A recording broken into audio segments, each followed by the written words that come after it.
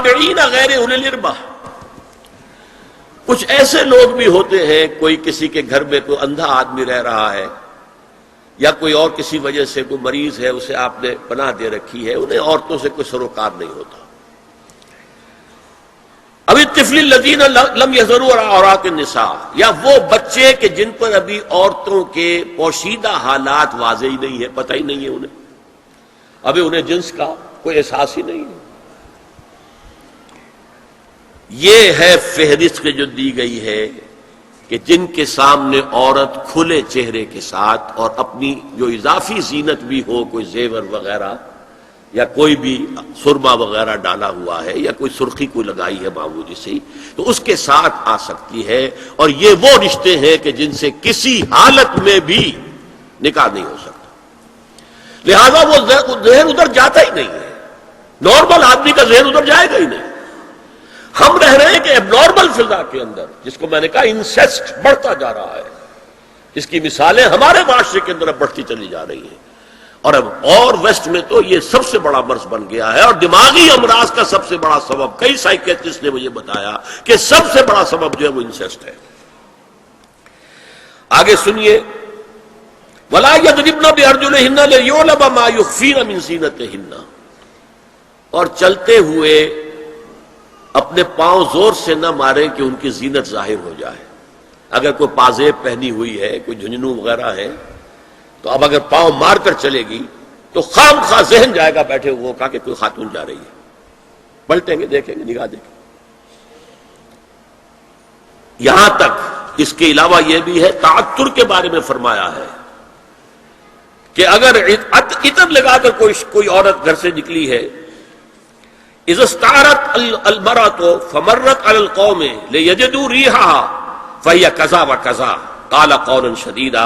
یہ ابو داؤد کی روایت، حضور نے فرمایا جب کوئی عورت عطر لگا کر، خوشبو لگا کر نکلتی ہے کہ لوگ اس کی خوشبو سونگیں یا اس پر مطلع ہو جائیں تو ایسی ہے ایسی ہے. بہت سخت الفاظ حضور نے استعمال کیے کہ جس کو راوی نے نقل نہیں کیا. عورت کے لیے خوشبو، عورت کی آواز کا پردہ ہے. اب دیکھیے کس حد تک نماز میں اس وقت عورتیں بھی شریک ہوتی تھیں، اگرچہ حضور نے فرمایا مردوں کی صف بہترین سب سے آگے والی ہے اور سب سے بری صف سب سے پیچھے ہے، کیونکہ اس کے پیچھے پھر عورتوں کی صف ہوتی تھی. اور عورتوں کے لیے سب سے اچھی صف سب سے پچھلی والی ہے اور سب سے بری سب سے آگے والی ہے. سب سے آگے والوں کے سامنے پھر مرد ہوتے تھے، ان کی پشت ہوتی تھی. تو اسی طریقے سے اگر غلطی کی ہے تو مرد جو ہے کہے گا سبحان اللہ. امام سے غلطی ہو گئی ہے، مرد کیا کہے گا؟ سبحان اللہ. عورت کیا کرے گی؟ اپنے ایک ہاتھ کے پشت پر اپنا ہاتھ مارے گی، اپنی آواز نہیں نکالنی. آواز کا پردہ، چھونے کا پردہ یہاں تک ہے کہ حضور نے کبھی کسی عورت سے ہاتھ نہیں ملایا، اور آپ جب بیعت بھی لیتے تھے تو بس زبانی الفاظ کہلوائے اور کہا ٹھیک ہے بیعت ہو گئی. یا ایک کپڑا پکڑا، اس کا ایک سرا اپنے ہاتھ میں، دوسرا سرا اس خاتون کے ہاتھ میں. یا ایک تشت کے اندر پانی بھرا، اس میں ایک طرف اس نے انگلیاں ڈال لی اور ایک طرف حضور کی انگلیاں. لیکن مسافر لا اسافر النساء، ایک دفعہ ہوا بھی کہ بعض خواتین نے جب بیعت کی ہے تو پھر انہوں نے ہاتھ آگے بڑھایا مسافر کے لیے. حضور نے فرمایا انی لا اسافر النساء، میں عورتوں سے مسافرہ نہیں کرتا. تو اب دیکھیے اصل مسئلہ کیا ہوا. اسلام میں پردے کتنے ہوئے؟ پہلا پردہ 4 دیواری، گھروں میں رہو، یہ پہلا پردہ ہے. جیسے ڈیفنس لائنز ہوتی ہے نا فوج کی، یہ فرسٹ ڈیفنس لائن، سیکنڈ ہے، تھرڈ ہے. پہلی کو عبور کر کے کوئی آ جائے تو سیکنڈ ہے، سیکنڈ سے گزرے تو تیسری پہ ہے. پہلا پردہ 4 دیواری، اس میں محرم آئے گا. اب دیکھیے اسی پر ہماری تہذیب استوار ہوئی، اسی پر ہمارا آرکیٹیکچر بنا. گھر ایسے بنے کہ مردانہ علیحدہ، زنانہ علیحدہ.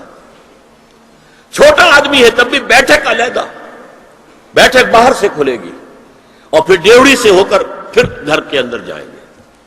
مرد آئیں گے تو یہاں بیٹھیں گے، اندر نہیں جائیں گے. اندر تو صرف وہی جائیں گے جو محرم ہے، ابدی محرم.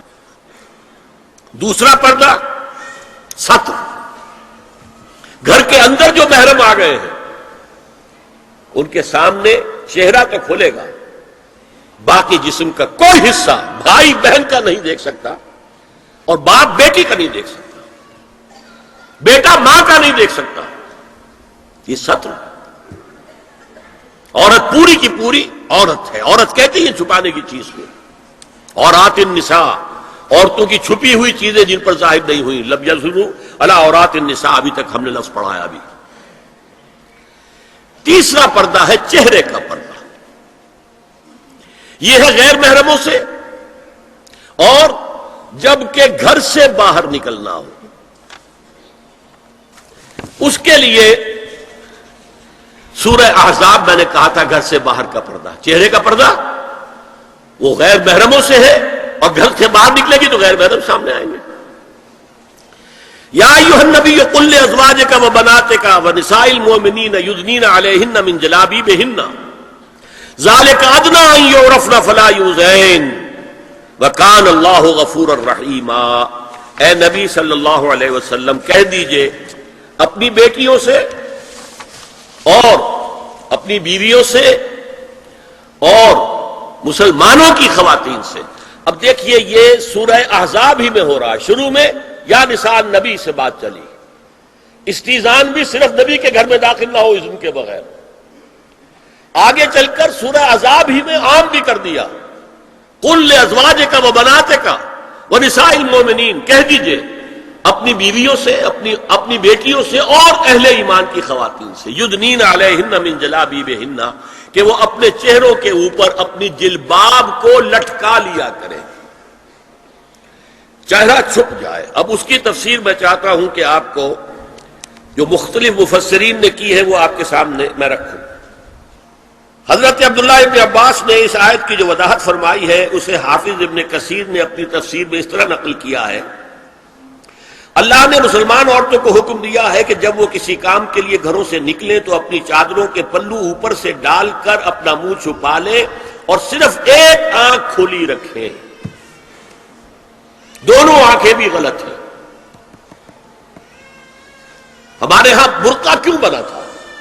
دیکھیے چادر میں عورت لپٹی ہوگی، اس کا ہاتھ جو ہے اس چادر کو سنبھالنے میں آکوپائی ہو جائے گا. کسی بچے کو ڈاکٹر کے ہاں لے کے جانا ہے، ایک گود میں بچے کو لینا ہے، ایک گود کے اندر جو ہے ایک ہاتھ میں کوئی بوتل لینی ہے دوا کے لیے، تو کیسے کرے گی؟ برقع ضرورت کی ایجاد ہے جو ہوا ہے. اور اس کے آگے آپ کو معلوم ہے پچھلے برقعوں میں جالیاں لگی ہوتی تھی کہ نگاہوں سے بھی براہ راست سامنا نہ ہو. اس اعتبار سے وہ جالی ہوتی تھی. اور اب بھی ضرورت اس بات کی ہے، ایک آنکھ. اور یہ میں نے اپنی آنکھوں سے دیکھا، انقلاب ایران کے بعد جو حاجی آئے ایران سے، ان کو جو میں نے دیکھا ہے اس طرح چادر میں ملبوس عورتیں ہوتی تھی، لمبی سی چادر، ایک ہاتھ سے اس کو اس طرح پکڑا ہوا ہے اور صرف ایک آنکھ کھلی ہے دوسری نہیں. اور سن لیجئے ابن جریر اور ابن منذر کی روایت ہے کہ محمد بن سیرین، یہ ایک تابعی ہیں، نے حضرت عبیدہ السلمانی، یہ صحابی ہیں، سے اس آیت کا مطلب پوچھا. انہوں نے جواب میں کچھ کہنے کی بجائے اپنی چادر کو اس طرح اوڑھا کہ پورا سر اور پیشانی اور پورا منہ ڈھانک کر صرف ایک آنکھ کھلی رکھی. میں نے شروع میں کہا تھا ہمارے نزدیک اسلام دین ہے، صرف مذہب نہیں. اسلام قرآن اور سنت دونوں پر مبنی ہے، صرف قرآن پر نہیں.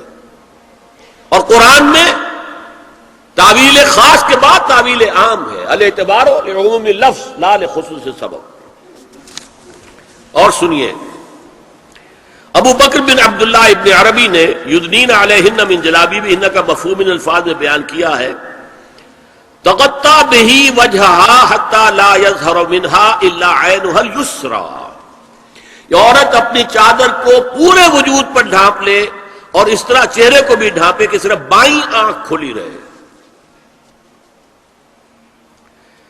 علامہ حمید الدین فراہی کو نظم قرآن کے فہم میں خصوصی مقام حاصل تھا. انہوں نے حجاب کے بارے میں اپنے ایک مکتوب میں ہاتھ اور چہرہ کھلا رکھنے کو جائز قرار دینے کے موقف کے بارے میں لکھا ہے کہ میری رائے میں نظم قرآن پر توجہ نہ کرنے سے یہ غلط فہمی پیدا ہوئی ہے.